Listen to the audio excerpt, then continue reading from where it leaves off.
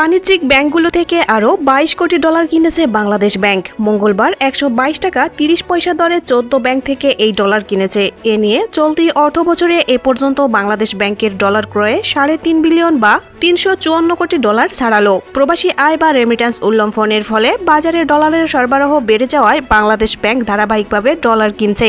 মঙ্গলবার বাংলাদেশ ব্যাংকের নির্বাহী পরিচালক ও মুখপাত্র আরিফ হোসেন খান এসব তথ্য নিশ্চিত করেছেন। বাংলাদেশ ব্যাংক জানায়, শুধু জানুয়ারি 6 দিনে বাংলাদেশ ব্যাংকে 41 কোটি ডলার কিনেছে।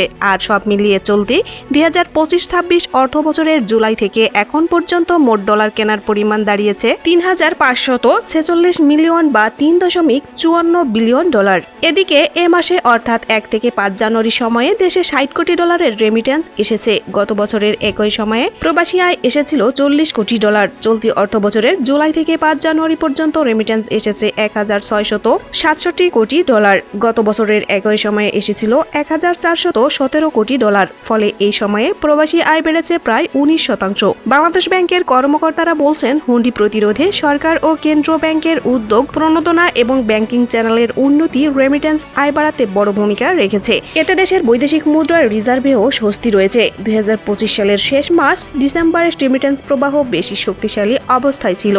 ওই মাসে প্রবাসীরা দেশে 323 কোটি ডলার পাঠিয়েছিলেন। একক মাস হিসেবে এটি দ্বিতীয় সর্বোচ্চ রেমিট্যান্স। এর আগে 2025 সালের মার্চে ইতিহাসের সর্বোচ্চ 329 কোটি 56 লাখ ডলারের রেমিট্যান্স এসেছিল বাংলাদেশে। অনুরোধ থাকবে চ্যানেলটি সাবস্ক্রাইব করে বেল আইকনে ক্লিক করুন এবং মতামত কমেন্টে জানান। আল্লাহ হাফেজ।